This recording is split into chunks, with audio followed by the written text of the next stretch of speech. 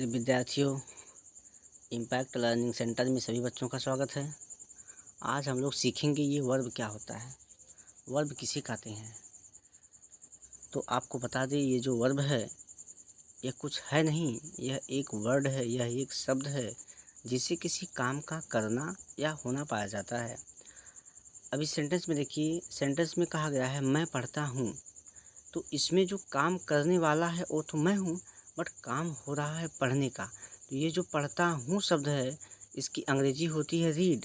ये जो read word है ये इंग्लिश में वर्ब है। रीड जो है वह वर्ब है एक।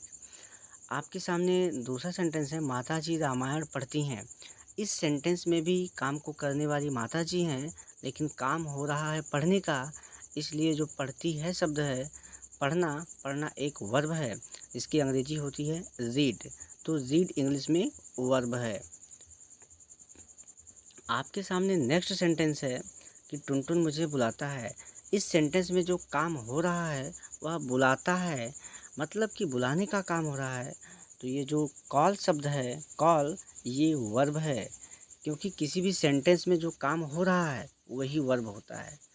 आपको बता दें, ये जो वर्ब है यह रियल में कुछ भी नहीं है, यह काम, जो काम होते हैं वही वर्ब होते हैं, जो काम होते हैं वही वर्ब होते हैं। जैसे काम, बहुत से काम होते हैं, जैसे पढ़ना हो गया, लिखना हो गया, उठना हो गया, बैठना हो गया, सोना हो गया, हंसना हो गया, मुस्कुराना हो गया, ये सब वर्ब हैं। क्या आपको लगता है कि 24 घंटे में कोई भी व्यक्ति कब खाली रहता है?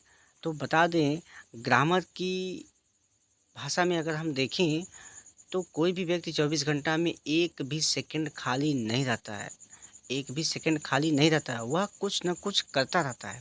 जैसे अगर आप बैठे हैं, तो बैठे हैं मतलब बैठना भी एक काम है, बैठना भी एक काम है। अगर मान लीजिए आप पढ़ाई कर रहे हैं, तो सबको लगता तो ये कि आप पढ़ाई कर रहे हैं तो पढ़ना ही काम है, ऐसा नहीं है। अगर आप खेल रहे हैं, खेलना भी काम है। अगर आप सो रहे हैं, तो सोना भी काम है। ये सब जो हैं, इनको हम लोग वर्ब के नाम से जानते हैं।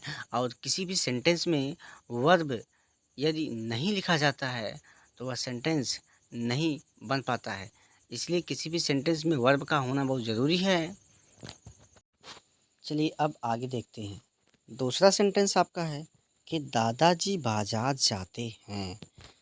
देख रहे हैं विद्यार्थियों कि सेंटेंस में काम कर रहे हैं दादाजी, लेकिन काम कर रहे हैं ये जाने का, मतलब जाते हैं। तो ये जो जाते हैं, जो जाना एक वर्ब है, जाना, जाते हैं मतलब जाना एक वर्ब है, जिसकी अंग्रेजी होती है गो।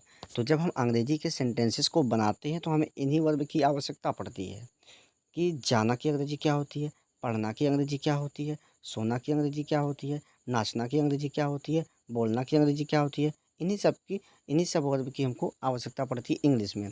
दूसरा सेंटेंस आपका एक पूर्वी अंग्रेजी बोलती है।